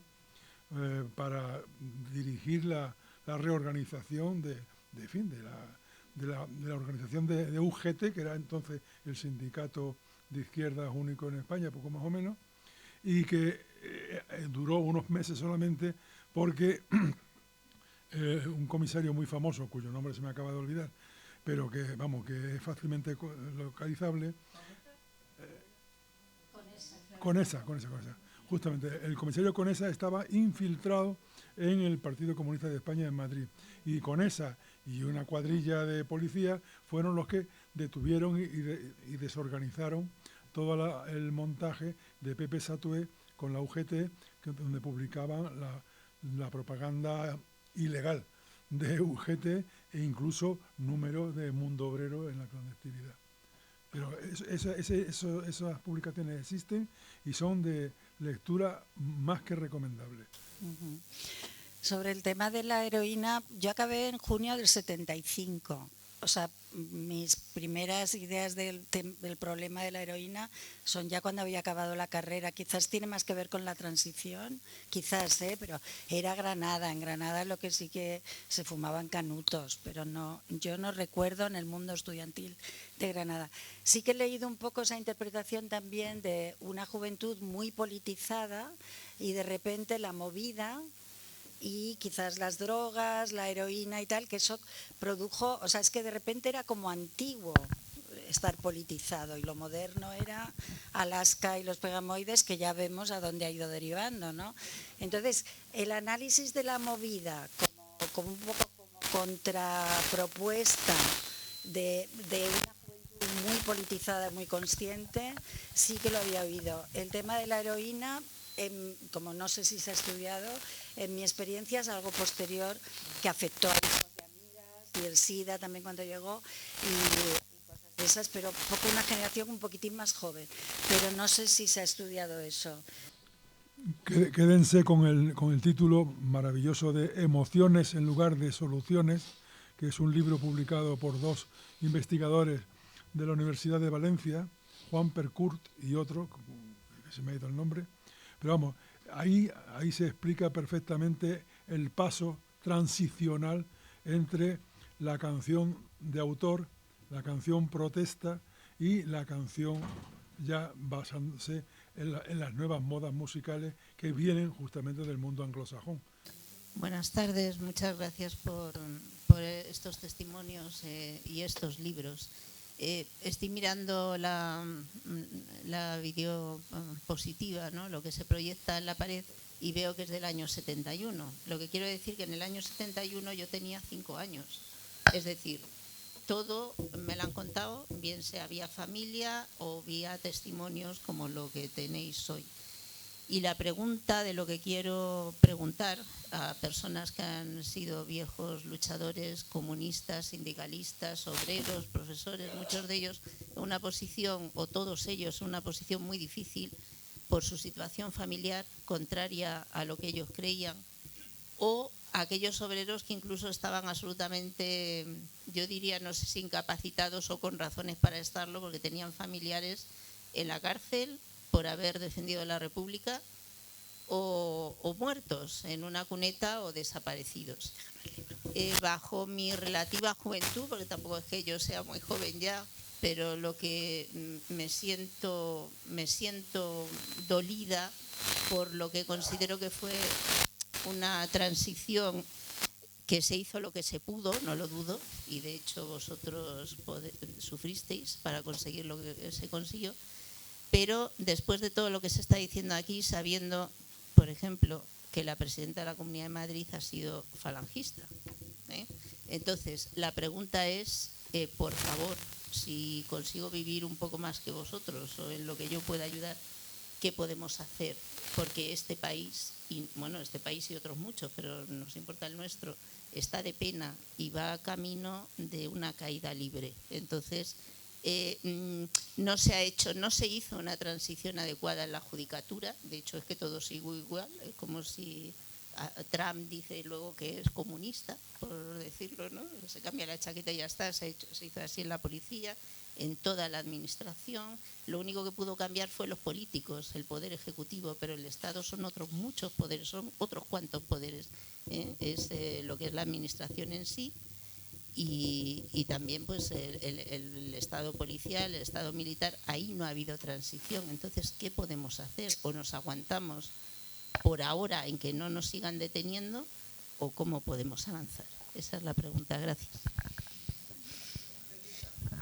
Ahora, o sea, viene el momento realidad, porque además menudo momento que estamos ahora también con Trump oyendo, ¿no? A ver, yo creo que parece ser, esto que estamos haciendo aquí hoy, parece ser que el número de votantes de Vox aumenta donde hay poca red asociativa. O sea, el aislamiento, solo las redes, no juntarse a hablar. Entonces, por ejemplo, lo que tenemos que hacer es defender estos espacios, crear más en cada sitio que estemos. Yo pienso que estas historias hay que escribirlas, las historias, o sea, comunicarnos, juntarnos, claro, y luego nosotros aquí nos dedicamos a la memoria. Yo el lunes 27, por cierto, pondré una querella criminal por crímenes contra la humanidad por mi detención en Granada. O sea, que seguir haciendo memoria, pero a nivel de todo el mundo, asociarse, salir, también ir al cine, pensar, porque es que si no nos comen la tortilla, pero bueno, ya nos están comiendo, o sea, es que es desesperante. O sea, yo creo que siempre lo único que pienso es a lo mejor si no hiciéramos nada todavía estaríamos peor. O sea, es que lo único que a veces me mantiene la idea de no caer en la desesperanza. Nosotros hacemos muchísimas cosas en los institutos, porque siempre también lo que nos preocupa, o sea, es llegar a la gente ahora, ¿no? Y entonces ahora tenemos una exposición en la cárcel modelo y pasarán al final de este mes 650 alumnos habrán pasado a verla, sobre la generación del Tribunal de Orden Público. Si queréis venir a Barcelona os prometo visita guiada, si lo organizáis. El AVE llega rápida y la veis. Entonces los institutos son fundamentales, los centros donde haya jóvenes, pero repito, seguir juntos y seguir hablando. Pero que te comprendo, porque hay días que dices, bueno, ya está. O sea, esto es que no sabemos a dónde vamos a ir, es que esto va muy rápido y va fatal. Es que oyes cosas que antes eran inimaginables por autocensura. Perdón, tenemos dos últimas palabras, porque tenemos que guardar un poco de tiempo para las dedicatorias de los libros. Bueno, con la tuya 3, pero ya cortamos el turno de palabra, ¿vale? Yo sobre lo que se ha hablado de la droga, creo que tenemos poca memoria. Yo he dicho la mía, estudiante en Granada en el 75. Porque se da hay dos focos principales de la droga en la transición española. El foco vasco, que le putean y le drogan. Hay una famosa película de Manol Arias que demuestra cómo al tío le meten en el engranaje para destrozar el movimiento vasco. Y otro es los barrios. Yo soy de un barrio donde aquello fue una plaga. Yo soy de Vallecas. Y en Vallecas moría la gente todos los días. Un primo hermano amaneció una mañana en el coche con la jeringuilla clavada y muerto. Y caían como moscas, porque la desorganización que pretendían, y lo lograron, era cargarse al movimiento juvenil y obrero de los barrios obreros. Y ignorar eso es... No es ignorarlo, es decir que fue un poco posterior, que es más de la transición, yo creo. Pero si quieres que discutamos, discutimos, que a mí también me gusta mucho discutir.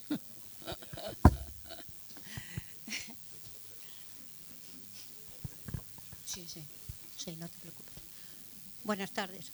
Yo solamente era una pregunta. Mi padre estuvo encarcelado en la cárcel de Porlier y quería saber dónde puedo pedir los datos de ese encarcelamiento.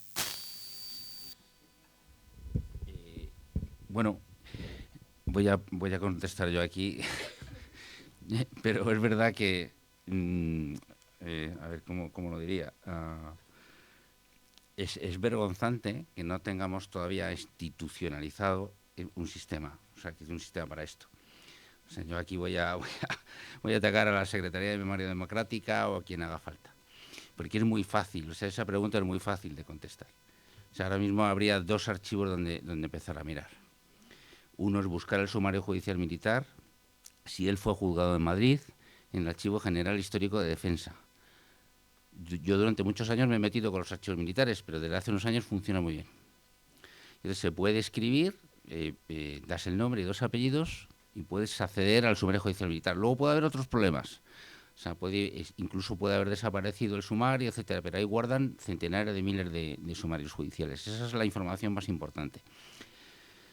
En el Paseo de Moret, en Moncloa. Es decir, habría que ir allí, consultarlo, ver si está digitalizado, pedir fotocopias, consultarlo físicamente. Bien. Y luego la otra fuente de información importante es el archivo penitenciario, el Archivo General del Ministerio del Interior, para buscar el expediente penitenciario en Porlier. Eso es lo que he contado antes, que ahora mismo está prácticamente paralizado desde el 2006. O sea, así es como estamos, pero tendría que haber una entidad para que una pregunta tan básica como esa fuese respondida. Y entonces nosotros, los que estamos aquí trabajando en esto, y Tomás y Fausto lo saben muy bien, o sea, estamos haciendo horas extraordinarias, tú también lo sabes. Sí, para responder a estas preguntas y siempre pensando, bueno, pero ¿esta gente qué hace? Los digo los de Memoria Democrática. Sí, perdón. No, simplemente para aclarar. Mira, ayer mismo yo estoy investigando una serie de aspectos de mujeres que fueron condenadas a muerte y tal, en este caso estoy haciendo otro estudio. Justo ayer me dirigí al archivo de Paseo de Moret, a Defensa, y la verdad que enseguida me escribieron hoy mismo.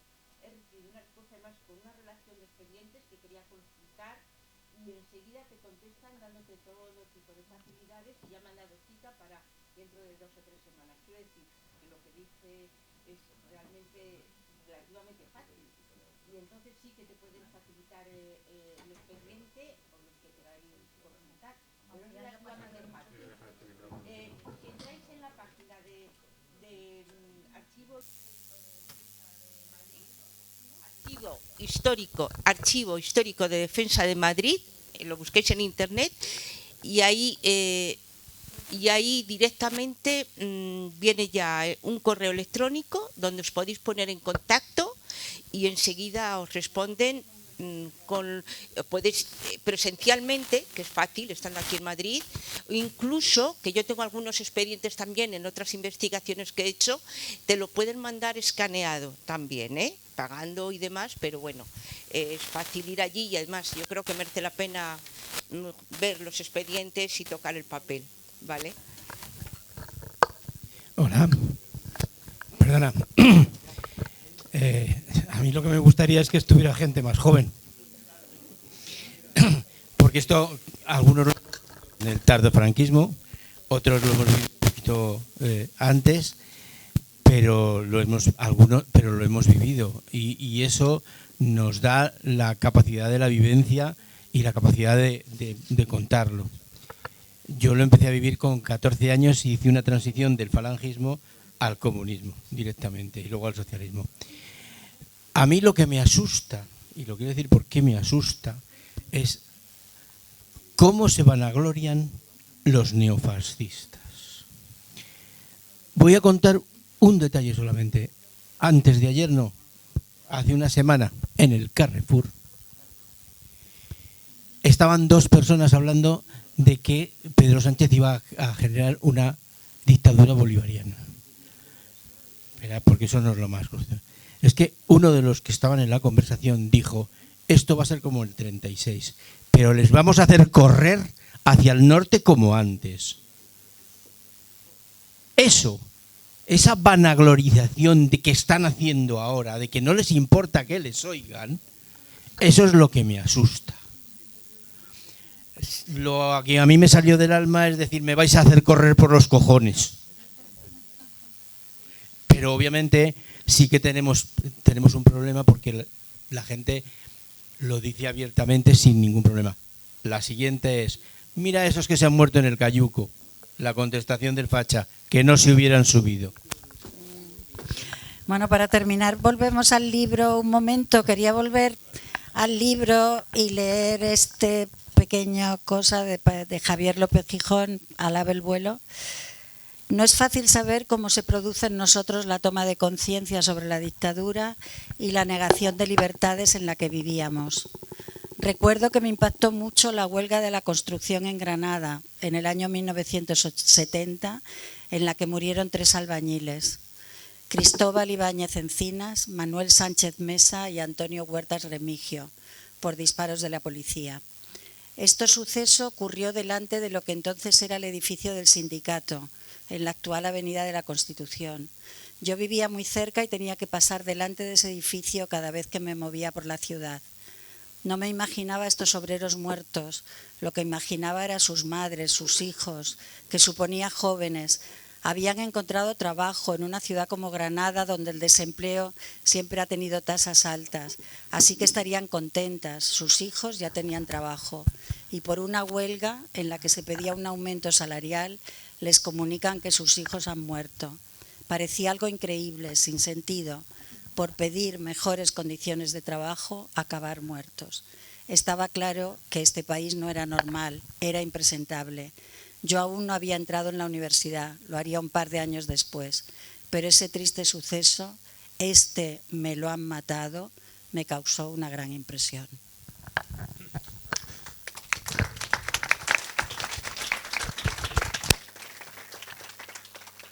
Bueno, es una pena que no tengamos más tiempo, pero es que este centro lo cierran en torno a las 9, entonces ya es casi la hora.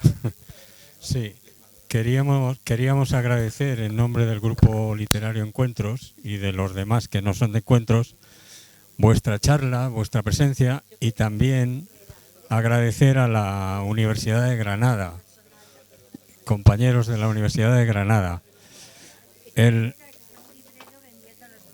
Os vamos a hacer entrega por favor, de perdona. Espera. Un momento, por favor. Os vamos a hacer entrega de un regalo por parte del grupo literario y bueno, que lo disfrutéis. Sí, se puede, es fácil, mira.